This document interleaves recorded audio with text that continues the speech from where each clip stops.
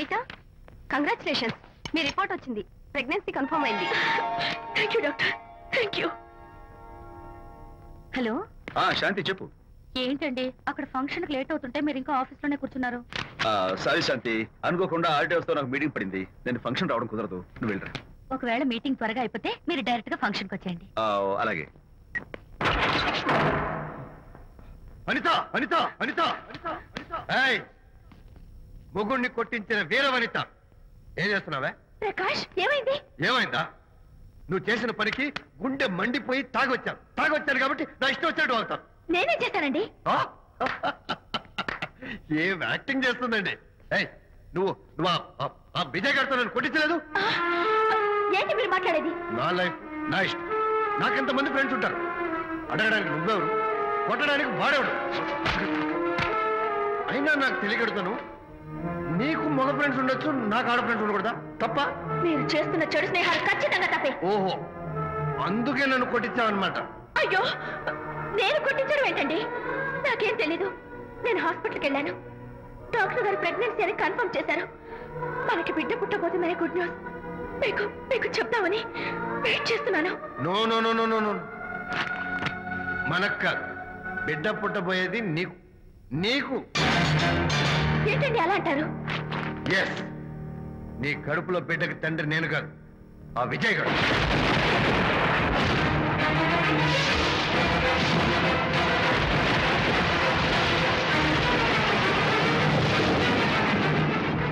ఏమిటి మీ సీక్రెట్ నాకు తెలిసిపోయిందని కంగు తిన్నావా? ఏమిటో ఊరికి నోరు పారేసుకుంటున్నావు? నాకన్నా నీకు వాడే ముఖ్యమైతే వెళ్ళు, వెళ్ళి వాడితో దొంగ వేషాలు వేయదు. ఇంకోసారి ఇంత అడుగు పెట్టావు నువ్వు నన్ను వెళ్ళమంటాం కాదు, నేనే నీతో ఉండను. ఇన్నాళ్ళు విజయ్ బాధపడతాడేమోనని నువ్వెన్ని వేషాలు వేసినా భరించాను, సహించాను. కానీ ఈ రోజు దేవుళ్ళంటూ విజయ్కి నాకు మధ్య అక్రమ సంబంధం అంటగట్టాడు కూడా. నీతో కలిసి ఉండటం నా వల్ల కాదు. వెళ్తున్నాను, గుడ్ బై.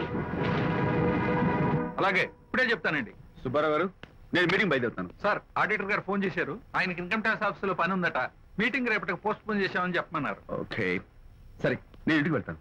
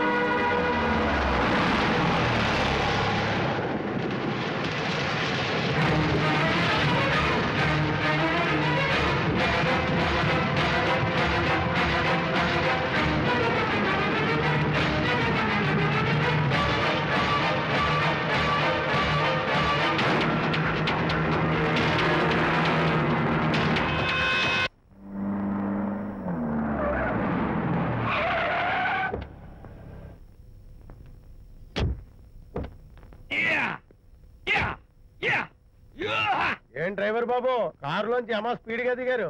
మీకంటే స్పీడ్ గా అమ్మగారు లోపలికి వెళ్ళారు. ఏంటి స్వీట్ లాంటి కాపురంలో కారం చల్లడానికా? హలో మిస్టర్, పెద్దవాళ్ళ విషయాల్లో తలదొచ్చొద్దు. వంటవాడి రేంజ్ లోనే ఉండు. రే, నువ్వు డ్రైవర్ ఏమో గాని నేను వంటోండి కాదురా, ఈ ఇంటోండి. ఎవరెవరు ఎలా మంటలు పెడుతున్నారో నేను చూస్తున్నాను రా. ఓహో, వీడికి మామూలు టచ్ ఇస్తే కుదరదు, టైటానిక్ టచ్ ఇవ్వాల్సిందే.